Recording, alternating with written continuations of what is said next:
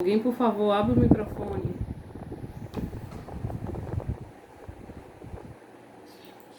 Olá, tudo bem com vocês? Como foi de recesso? Descansaram bastante? Para mim foi ótimo.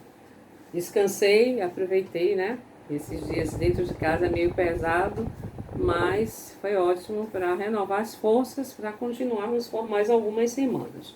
Então vamos lá para os avisos de caráter geral, é bom vê-los de volta, né?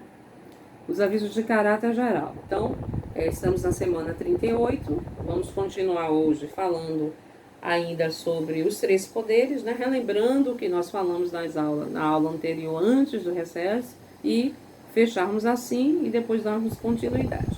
No dia 22/10, nós vamos ter a nossa segunda AP. Então, fique atento, eu ainda vou colocar o material, as orientações para a próxima aula. Então, na próxima aula terão as orientações e os conteúdos que devem ser estudados para a AP, a segunda AP. Então, nossa AP vai ser dia 22, no horário de estudo, das 10h20 a 11h20. Quais são os conteúdos que devem cair nessa AP? O Estado moderno, o poder do povo, a importância da prática política, um breve histórico sobre os três poderes, né? A visão de Aristóteles, de Locke e de Montesquieu, como nós já vimos no segundo trimestre. Nós vimos os contratualistas, Locke e Montesquieu, e no primeiro trimestre nós falamos sobre Aristóteles, né? Quais as funções dos três poderes, qual a importância deles e nos dias atuais. Esses são os conteúdos. Lembrando, hoje o efetivo está pequeno, né, na sala. Na semana antes do recesso a gente tinha um número grande, então o número está pequeno, então tenha cuidado com isso. A questão também do acesso, o horário, atento ao horário da aula, 9h30, tem até 9h40 para entrar, e vamos lá. Então eu vou projetar aí para vocês o material. Esse material também está na página do AVA. Esse material aqui é um material resumido. Como eu disse, tem algumas outras particularidades que vocês devem ver depois lá no slide completo, né? Esse slide que não dá tempo de falar sobre tudo, mas é interessante olhar lá. Vejam aí, por favor, alguém abra e me diga se está vendo a projeção dos slides. Beleza, então vamos relembrar, né, o que nós falamos há mais ou menos 15 dias atrás, né? Então nós temos aqui o slide que vai falar sobre os três poderes, né? E nessa imagem, a parte de cima, a parte superior, nós temos as imagens em desenho dessas três grandes casas que têm importância muito importante para nós brasileiros e para a nossa república, né?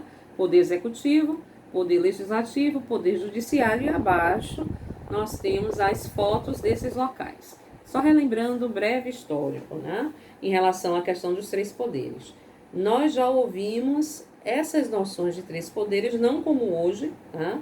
Nos dias atuais, mas que essas visões, esses pensamentos já foram tecidos lá na Grécia Antiga, né? Então, lembrando, o que se tem na Grécia Antiga? A gente está falando de concepções e visões do período clássico, que nós vamos ter lá três filósofos que são a base dessa questão da filosofia, né? Então, sempre eu faço essa imagem, né? Sempre faço esse desenho, que é o desenho do triângulo, para falar sobre a tríade da base filosófica. Sócrates é o primeiro filósofo a falar sobre parte de ideias, né? A questão da razão.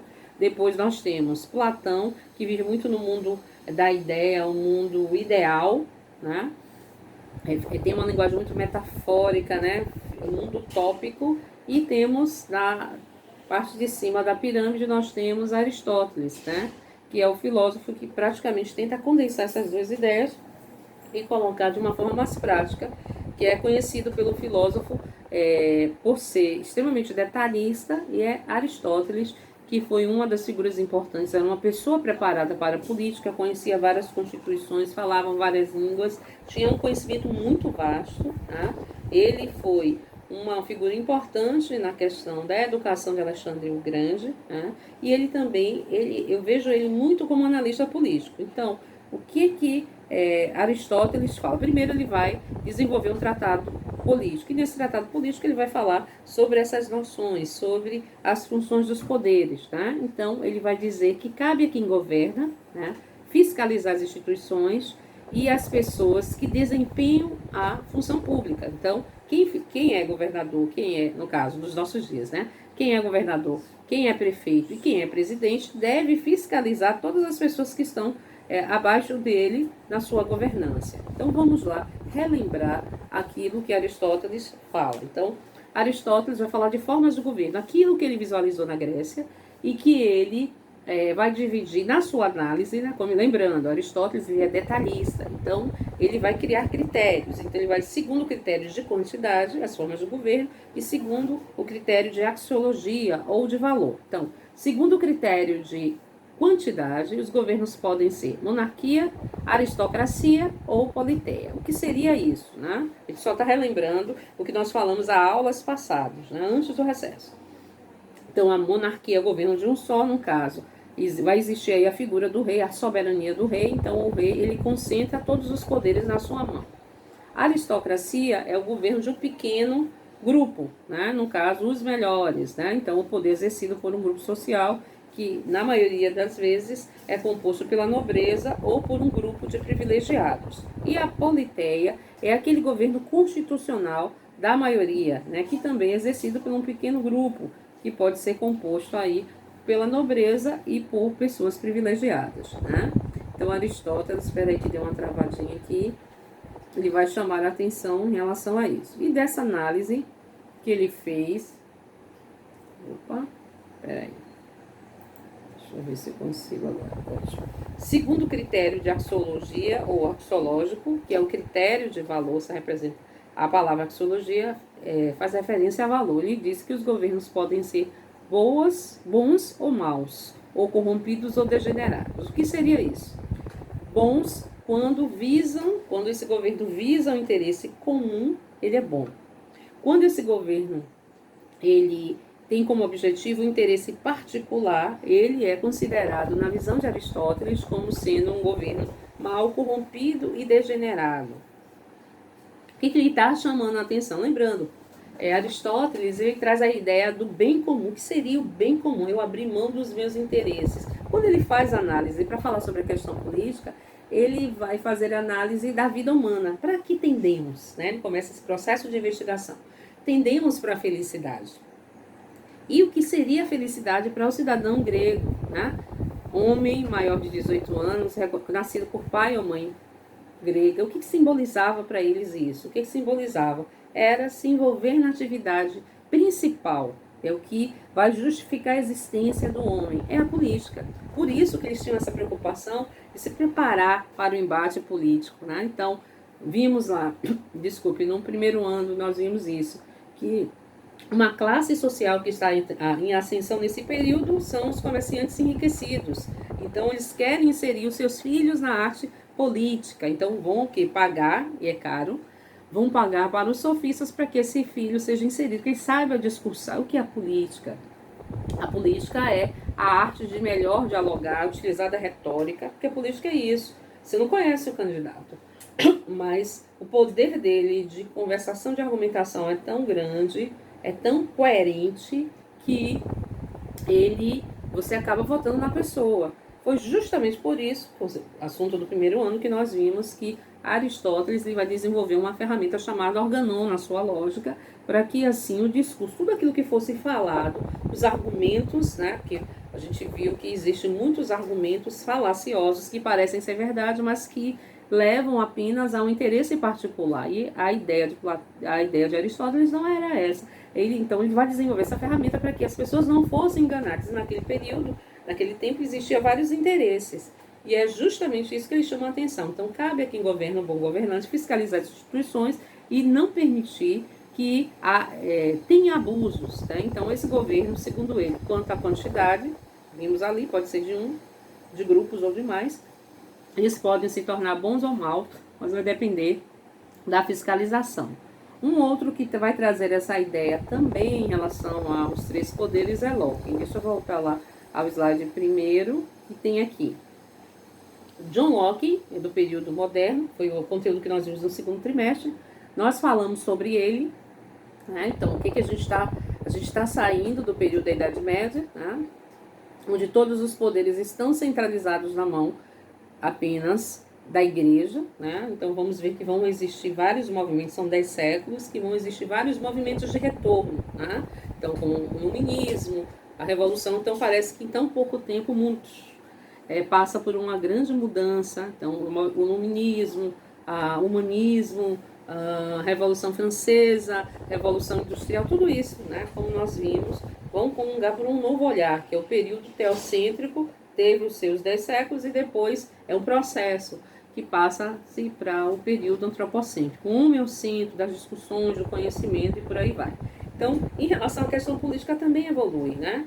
No período primitivo nós vimos que a questão política está direcionada a uma única pessoa, o chefe de família, né, o território, sobre o seu território. E aí, em relação à questão política, surge como uma necessidade para o homem. O Estado começa a ser tecido ali, né, quando há descentralização do poder, esse chefe de família que tem todos sobre as suas costas o poder militar e o poder administrativo, já que tem um número maior de pessoas, então ele precisa atribuir poder. E aí começa-se a tecer as primeiras ideias que depois, na modernidade, vão ser expostas por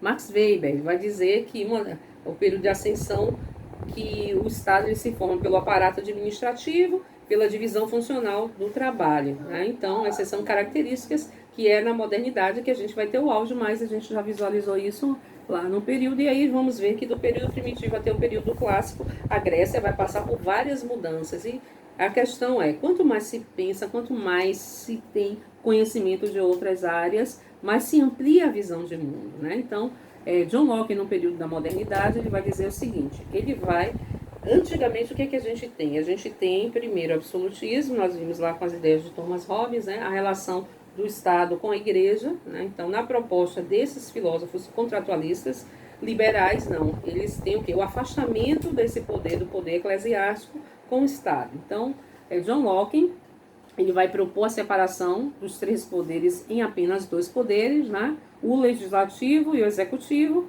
e dentro do executivo encontra-se o poder federativo, né? Que tem como responsabilidade fazer a justiça, as leis, para regulamentar e proteger seus membros, suas propriedades que garantam que eles possam usufruir dos seus bens, né? Então, John Locke, já vimos isso, a gente já falou exaustivamente quando falamos no segundo trimestre sobre cada um deles, vimos várias particularidades, várias ideias, né? E John Locke, ele vai propor isso, que é a separação dos 3 poderes, e segundo ele, o poder mais importante é o poder legislativo, né? Por representar o povo, é o mais importante, e que os outros 2 deveriam, o poder executivo, o poder judiciário, deveriam estar subordinados ao poder legislativo. Isso na visão de Locke, tá? Na visão de Montesquieu, ele vai fazer a separação dos 3 poderes, né? Então, é o primeiro teórico moderno a diferenciar as formas de governo, foi ele que descreveu a racionalidade das leis, estabeleceu a divisão dos 3 poderes como nós temos hoje, né? Principalmente no Brasil. Então, racionalidade é que tudo que deve ser feito as leis têm que ser criadas de uma forma racional e que sejam aplicadas, né? Então, isso aí nós já vimos, né? Isso aqui é só uma repetição. Então, nessa divisão proposta por Montesquieu, nós vamos ter o quê?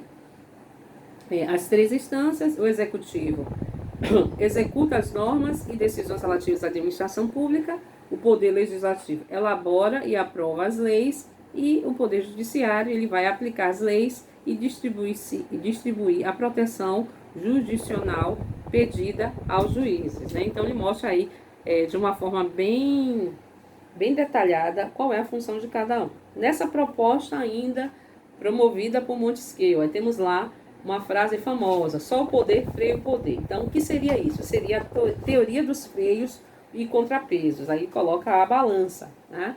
Então, aqui, a balança, o que ele quer mostrar? Se todos os poderes estiverem no mesmo pé de igualdade, eles não vai acontecer abusos entre um e outro. Então, é preciso que o poder limite o próprio poder para limites de abuso. Então, para que não exista abusos por parte de um poder ao outro, é necessário que o próprio poder limite a ação de cada um e fiscalize cada um. Então, o que a gente tem aqui? O poder legislativo, ele julga o presidente da República e os ministros do STF nos crimes de responsabilidade. O poder judiciário pode anular atos dos demais poderes em caso de inconstitucionalidade ou de ilegalidade. E o poder executivo, o presidente da República tem o poder de veto vetar os projetos de lei. Se vocês prestarem atenção, a gente vai ver que tem seta para cada um deles, né? A seta vai e a seta volta. Isso mostra que cada um fiscaliza o trabalho do outro, apesar de serem coisas diferentes. A gente ainda vai continuar falando sobre isso. Quando a gente fala de 3 poderes no Brasil, vem à nossa mente, eu botei algumas figuras, né? Essa aí é uma das figuras. A questão da relação do povo com quem governa, tá aqui. A questão da própria Constituição, que é a nossa lei maior, máxima, né? A Constituição Federal. A questão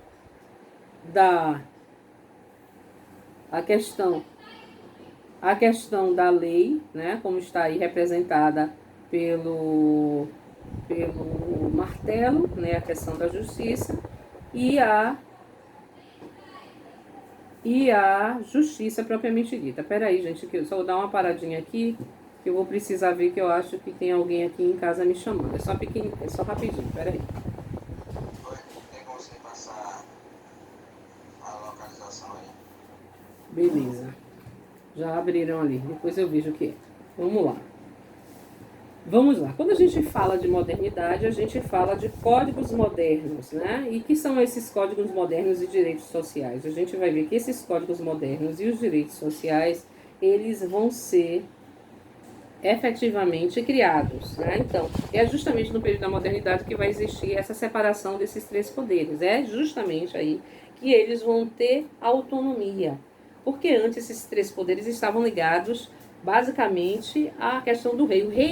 O rei tinha, que a gente vai chamar de antiga ordem, essa expressão antiga ordem se refere à questão do rei, né? Então, o rei, ele tinha o controle desses 3 poderes, né?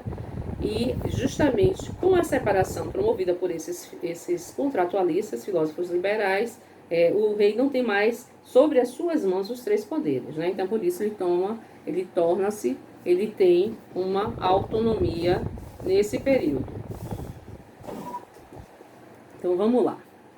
Então, o que seria esses 3 poderes? Seria, elabora as leis, o legislativo, o judiciário, ele aplica as leis, e o executivo administra as leis, né? E aí a gente tem aqui a instância, que são as instâncias, como eu disse, é dividida em 3 instâncias: instância municipal, estadual e federal. Então, o legislativo está presente em tudo. Então, qual é? Na instância legislativa, a gente tem os vereadores, no executivo, os prefeitos e judiciário, os juízes. Na instância estadual, no legislativo, nós temos os deputados estaduais, no executivo, os governadores, e no judiciário, os tribunais estaduais. E na instância federal, que é essa de cima, o legislativo, nós temos os deputados federais, os senadores, e o executivo, nós temos o presidente, e no judiciário, o Supremo Tribunal Federal, que é a maior instância em relação à questão política e à questão de justiça que temos, né? Aqui para mostrar a abrangência. Quais são as funções desses 3 poderes? Vamos começar pelo poder legislativo, que está ligado à questão do Congresso. E nós temos lá a Câmara dos Deputados,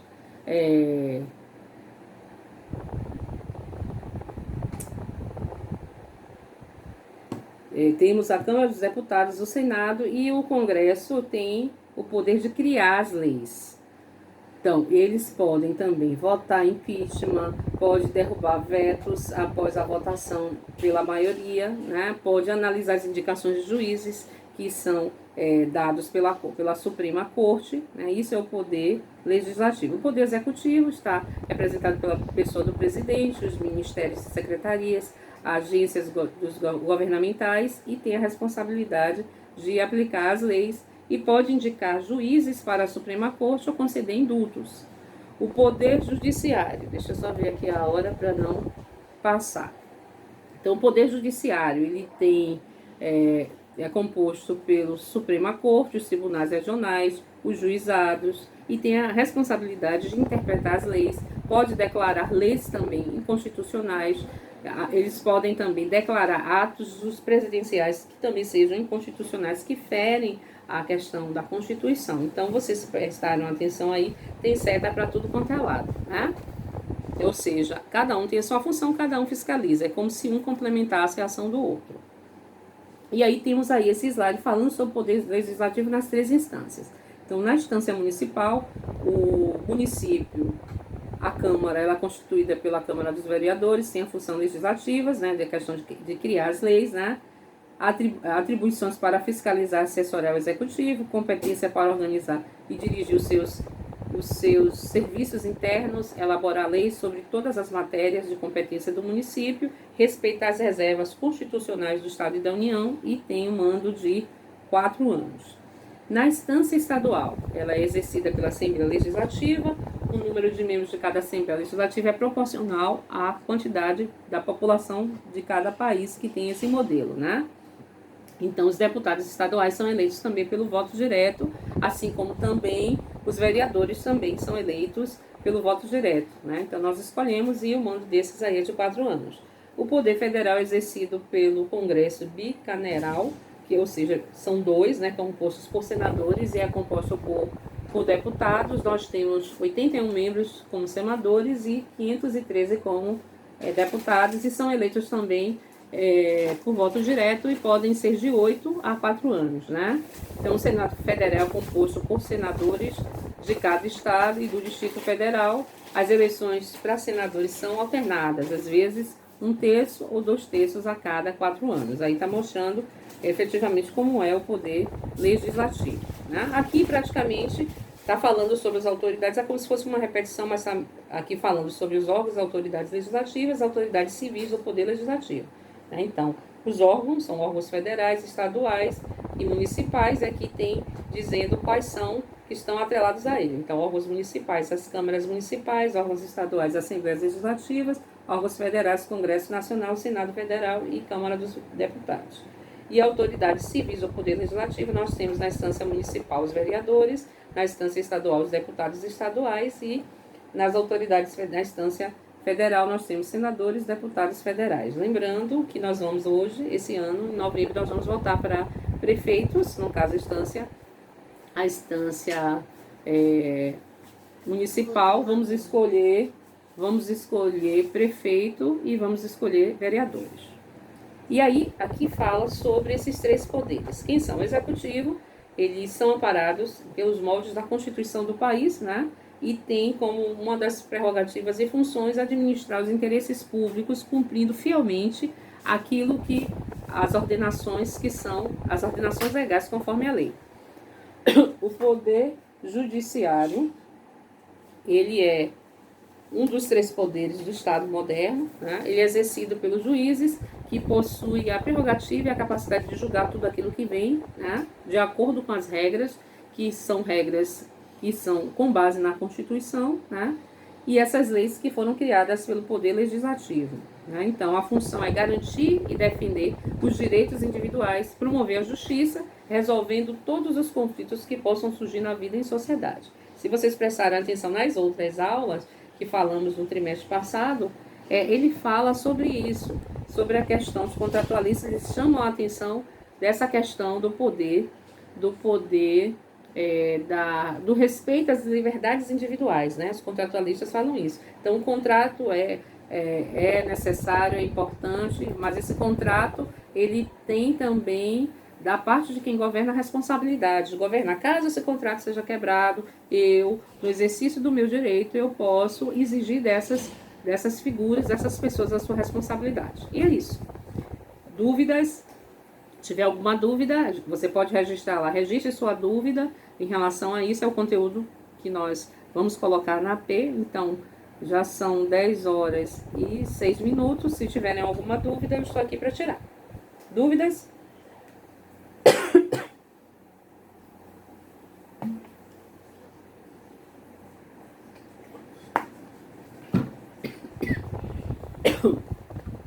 Alguma dúvida? Tá tudo tranquilo?